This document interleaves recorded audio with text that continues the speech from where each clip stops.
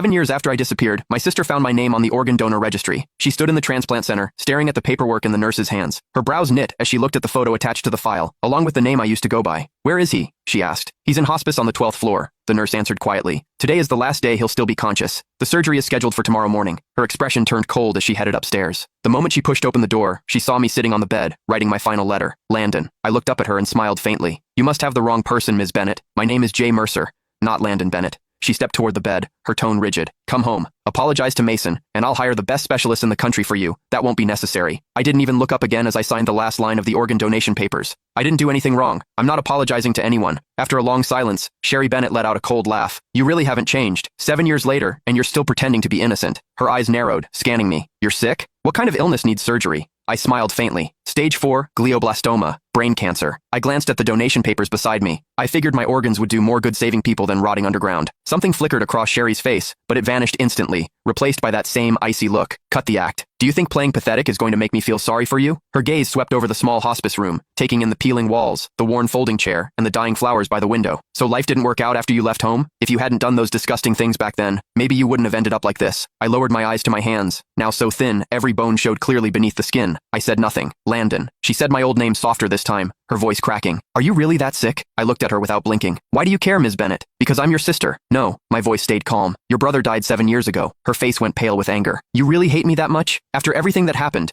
Are you seriously pretending you weren't the one who enough?" I cut her off. "You didn't come here to dig up the past. Say what you actually came to say." She opened her mouth, then hesitated, completely speechless. I gave a soft laugh. "Let me guess. Mason needs a new liver, doesn't he?" Sherry didn't answer. She didn't have to. The way her eyes avoided mine told me everything. I leaned back against the hospital bed, laughing under my breath. "So, that's it. After 7 years, he finally remembered he had an older brother. Today, you came here to ask for my liver?" "Not ask," she corrected sharply. "It's your duty. You agreed to donate before, and Mason needs you again now. He's your brother." I stared at her, amused by how ridiculous she sounded. "Sherry, when you kicked me out 7 years ago, why didn't you remember I was his brother then?" "That was your own fault," she snapped. "If you hadn't done those horrible things to Mason, if you hadn't framed him, I never would have kicked you out." Her voice shook with fury. "You're still lying. Still acting innocent. You think disappearing for 7 years erased what you did?" I slowly closed my eyes as numbness spread through my chest. Even now, she never doubted him. To her, I was always the villain. "Please leave. I need to rest." She grabbed my shoulder hard enough to hurt. "Listen carefully. Mason needs your liver." I opened my eyes, looking at her calmly. "Then he can wait for someone else. My organs are already promised to strangers." Her whole body shook with anger. "How can you be so heartless? Mason saved my life back then. Without him, the Bennett family wouldn't even exist today, and you're nothing but an ungrateful parasite."